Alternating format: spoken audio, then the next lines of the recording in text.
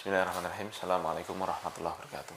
Alhamdulillah, salatu wassalamu ala rasulillah wa ala alihi wa sahbihi wa man walah mabad. Tulab wa talibat MGW kelas 8 yang dimuliakan Allah subhanahu wa ta'ala. Alhamdulillah, kita kembali bisa melanjutkan pelajaran kita. Dan langsung saja sekarang kita sudah sampai pada pelajaran ke-8 ya. Dengan judul bab kita sikap keras ya. Ini nanti kita akan membaca sikap kerasnya Rasul Shallallahu Alaihi Wasallam terhadap orang yang beribadah kepada Allah di sisi kuburan orang soleh ya. Maka bagaimana jika orang soleh itu disembah? Tapi tujuan dari pembelajaran kita yang pertama, murid dapat menyimpulkan hukum beribadah kepada Allah di sisi kuburan orang soleh, bahwa hal tersebut merupakan jalan yang mengantarkan kepada kesyirikan. Jalan yang mengantarkan kepada kesyirikan. Tolong kasih garis bawah itu ya. Kemudian yang kedua, murid dapat menyebutkan bentuk-bentuk amal kesyirikan yang dilakukan di sisi kuburan. Nah, lalu yang ketiga, murid dapat menjelaskan hikmah larangan Allah dan Rasulullah dari membangun bangunan di atas kubur dan menggambar makhluk yang bernyawa. Nah, beribadah kepada Allah di sisi kuburan orang soleh merupakan sarana yang mengantarkan kepada syirik besar. Ini tolong kasih garis bawah ya. Jadi beribadah, ibadahnya kepada Allah, tetapi dia lakukan di samping kuburannya orang soleh. Maka ini hukumnya ya, dihukumi para ulama dan juga semua ya. Nah, kaum muslimin ya, ini mengatakan sebagai perantara yang mengantarkan kepada syirik besar. Nah, dan sungguh syariat telah memperingatkan dari hal tersebut. Adapun menyembah orang soleh, tentu dosanya lebih besar lagi. Ya, karena hal itu merupakan bentuk syirik besar yang sangat terlihat. Maka wajib bagi kita untuk berhati-hati dan menjauhi dua keadaan tersebut. Ya, jadi di sini ada dua masalah yang berbeda kan. Yang pertama, kalau orang nyembah orang soleh, ini hukumnya bagaimana? Ini jelas sekali syiriknya. Tapi yang sedang kita bahas di sini adalah yang kedua, orang yang dia itu nyembahnya nyembah Allah, tetapi lokasinya, ya, keadaannya dia itu nyembah Allah di samping kuburan orang soleh. Maka ini hukumnya dia dihukumi melakukan perantara kesyirikan. Nah, ya. Baik, ya, kita baca ya dalilnya. Fis sahihi ya, an Aisyah radhiyallahu anha anna Umma Salamah dzakarat li Rasulillah sallallahu alaihi wasallam kanisatan ra'atha fi ardil Habasyah.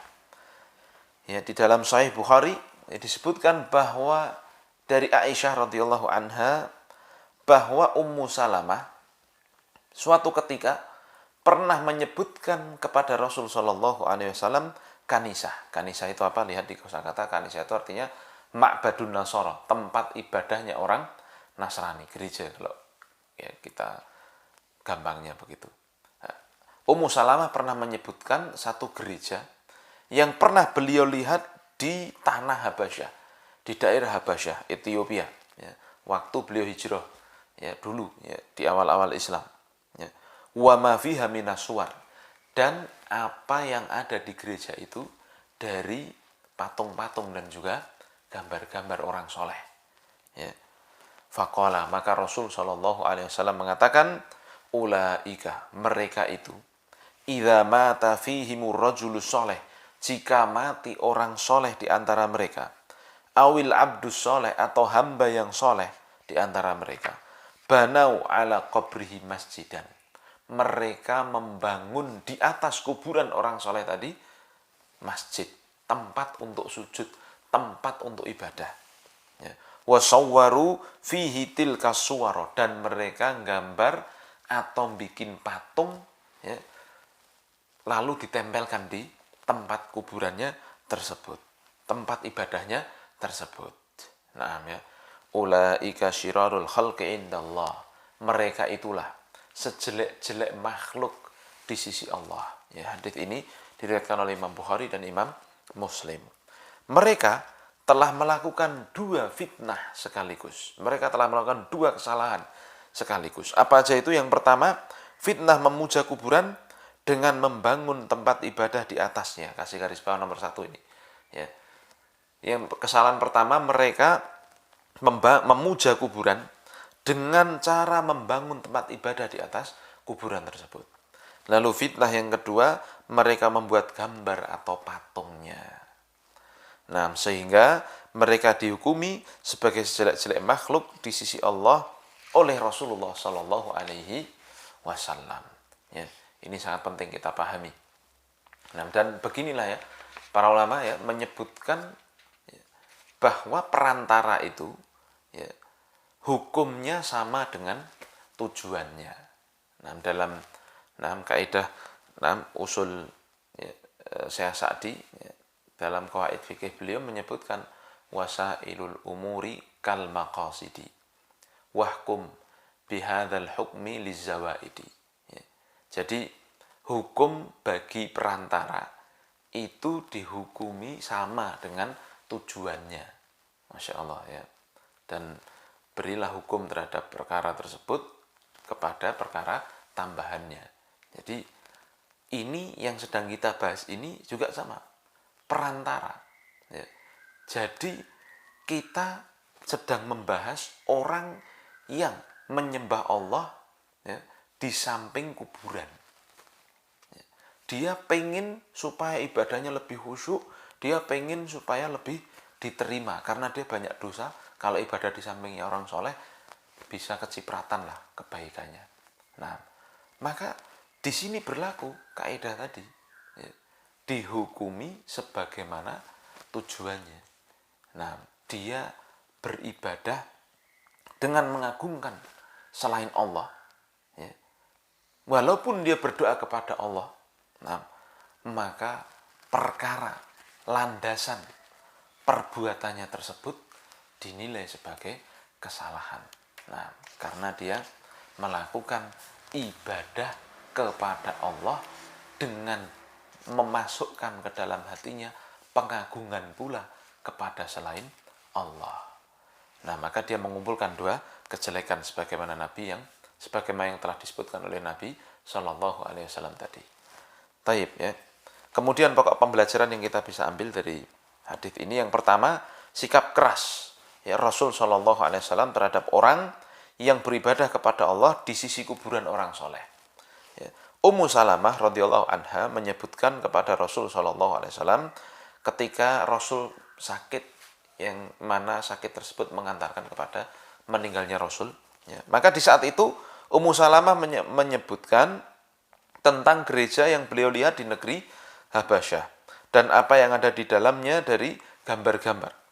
Maka Rasul Shallallahu Alaihi Wasallam mengabarkan pada Ummu Salamah tentang orang-orang Yahudi dan Nasrani, bahwa bila ada orang soleh di antara mereka yang mati, mereka membangun masjid di atas kuburannya dan menggambar orang soleh tersebut.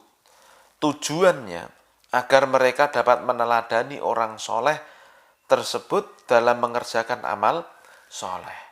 Mereka pun beribadah kepada Allah di sisi kuburan-kuburan orang soleh tersebut. Kemudian Rasul Shallallahu Alaihi Wasallam menjelaskan bahwa mereka adalah sejelek-jelek makhluk di sisi Allah karena kesesatan mereka dan karena mereka menjadi pelopor bagi orang yang datang sesudahnya dalam bersikap hulu terhadap kuburan orang-orang soleh, sehingga mengantarkan mereka untuk beribadah kepada orang-orang yang sudah meninggal. Sungguh Rasul Shallallahu Alaihi Wasallam menyebutkan sifat mereka ini sebagai peringatan kepada kita agar kita tidak melakukan sebagaimana yang telah orang-orang Yahudi dan Nasrani lakukan, sehingga kita tidak terjatuh pada apa yang menjadi kesalahan mereka ya, berupa ibadah kepada orang-orang soleh. Hadis tersebut memberikan faedah bahwa orang yang beribadah kepada Allah tapi dia lakukan di sisi kuburnya orang soleh, maka dia merupakan sejelek-jelek makhluk di sisi Allah. Maka bagaimana dengan orang yang menyembah orang soleh tersebut? Maka lebih besar dosanya. Nah, jadi Faedah yang pertama ini ya kita lihat Rasul itu mau meninggal, maksudnya sakit ya, sehingga sampai beliau meninggal pada Allah masyafa'al. Nah dalam keadaan sakit itu ketika ditanyakan pada beliau masalah adanya gambar dan gereja yang pernah dilihat oleh Ummu Salamah ya di Ethiopia, yang mana orang-orang Nasraninya di situ itu apa? Ketika mereka orang-orang soleh mereka meninggal, mereka bangun di situ kuburannya. Nah, dan mereka bikin patung-patung untuk patung-patung gambar-gambar berwajah mereka untuk mendorong ibadah mereka. Maka di sini Rasul langsung mengambil sikap keras, ya, memperingatkan kita agar jangan sampai mengikuti mereka. Kenapa? Karena Rasul di akhir tadi mengatakan mereka itulah sejelek-jelek makhluk di sisi Allah. Ya bayangkan, kita udah dikasih tahu ya, kalau melakukan seperti itu berarti kita menjadi waliyadzubillah sejelek-jelek makhluk. Maka jangan sampai gitu ya. Jadi di sini kita belajarnya itu jangan sampai kita meneladani Yahudi dan Nasrani yang mereka ibadah ya, membangun tempat ibadahnya di atas kuburan orang soleh mereka, atau mereka gambar-gambar bikin-bikin patung untuk ibadah.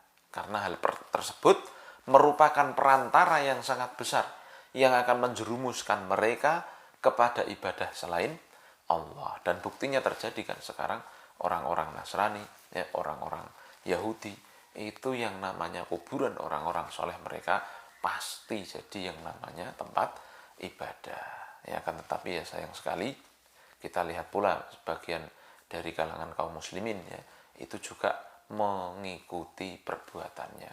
Mereka bangun kuburan-kuburan di atas kuburan, mereka bangun masjid ya di atas kuburan wali fulan katanya, di atas kuburan syekh fulan ya dan sebagainya. Dan mereka merasa nyaman kalau ibadah di situ. Maka seperti ini ya tidak boleh untuk kita lakukan. Karena kalau kita lakukan kita dikhawatirkan sekali ya masuk menjadi orang yang sejelek-jelek makhluk tadi. Waliyadu billah. Taib. Kemudian pelajaran yang kedua, berhati-hati dari fitnah kubur dan fitnah patung.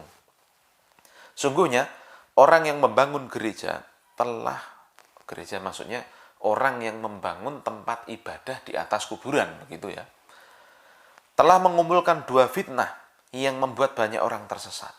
Yang pertama fitnah kubur, yaitu dengan membangun bangunan di atasnya. Jadi kuburan di atasnya dikasih bangunan ya, lalu dia pakai ibadah di situ, iktikaf di situ, nyalakan lampu di situ ya, serta menulisinya, dikasih prasasti, dikasih ini dan diagungkan akhirnya. Nah, ini fitnah yang pertama, yaitu kuburan dijadikan tempat ibadah. Lalu yang kedua, fitnah patung, yaitu patung yang berbentuk orang soleh. Maka bikin tempat ibadah ya di sisi kuburan ini, dua ini ya, fitnahnya. Maka Rasul SAW telah melarang umatnya dari membangun bangunan di atas kuburan dan menggambar makhluk bernyawa. Ya. Maka sesungguhnya orang-orang bodoh yang terfitnah dengan pengagungan terhadap kubur orang soleh telah membangun masjid di atas kuburan tersebut dan menggambar padanya gambar orang-orang soleh tersebut sampai akhirnya mereka menyembahnya. Maka sesungguhnya fitnah kuburan sama dengan fitnah patung, bahkan lebih dahsyat lagi. Ya. Kenapa? Karena kesyirikan dengan kuburan orang soleh yang diyakini kebaikannya lebih dekat dengan jiwa dibandingkan dengan kesyirikan dengan kayu atau batu. Paham maksudnya? Jadi begini, fitnah kuburan ini ternyata lebih besar, lebih berbahaya daripada fitnahnya patung. Kenapa? Karena kalau patung itu, maaf, orang yang berakal, dia kalau nyembah patung, ya, apalagi orang yang KTP-nya Islam, kalau dia nyembah patung, itu kan suatu perkara yang sudah sangat jelas sekali kalau dia melenceng dari ajaran Islam, paham ya? Tetapi berbeda halnya ketika dia diajak oleh setan untuk nyembah Allah, tapi di kuburan orang soleh. Awalnya ya mungkin merasa ya nyembahnya Allah ini dan sebagainya, tapi lama-kelamaan setan membisikkan, ya, wah yang kamu sering kunjungi di situ itu kuburannya wali fulan. Kamu kalau hanya berdoa pada Allah lali, lupa minta sama dia, nanti kurang afdal itu. Cobalah sekali-kali kamu itu jadikan dia perantara dalam doamu. Tambahi doamu itu, wahai wali fulan, aku minta kepada Allah seperti ini, tolong bantu aku supaya Allah mengabulkannya, ya wali fulan. Ini yang akan terjadi. Lama-kelamaan orang yang mengagungkan kuburan, di hatinya ada kuburan orang soleh, ibadahnya pengen di kuburan, dia merasa lebih khusyuk kalau ibadah di kuburan. Lama-kelamaan ya, kesyirikan itu menjangkiti dirinya sedikit demi sedikit hingga akhirnya ya, dia lalai terhadap ibadah yang lain dan mengutamakan kuburannya.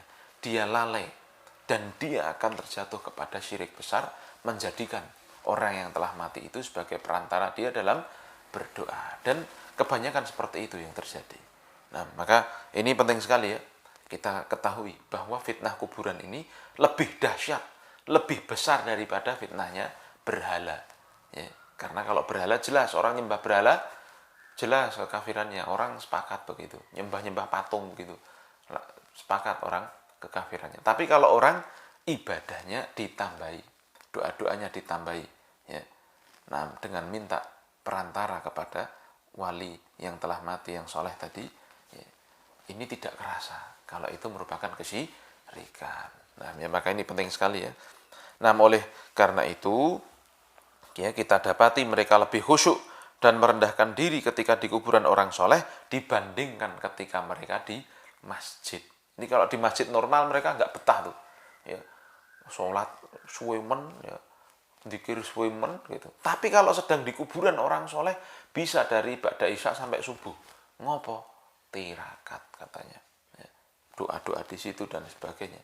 Tapi kalau sholat jamaah, wah, panas kakinya, panas tangannya, atau jangan-jangan malah nggak pernah sholat jamaah. Nah, ya ini ya, seperti ini ya yang terjadi ya. Mereka bersumpah dengan nama-nama orang soleh dan menyeru mereka ketika mereka mendapatkan kesulitan. Mereka berkurban, bernadar untuk orang-orang soleh serta menginfakkan harta yang banyak untuk hal tersebut. Karena kerusakan seperti inilah maka Rasul Shallallahu Alaihi Wasallamnya hingga beliau melarang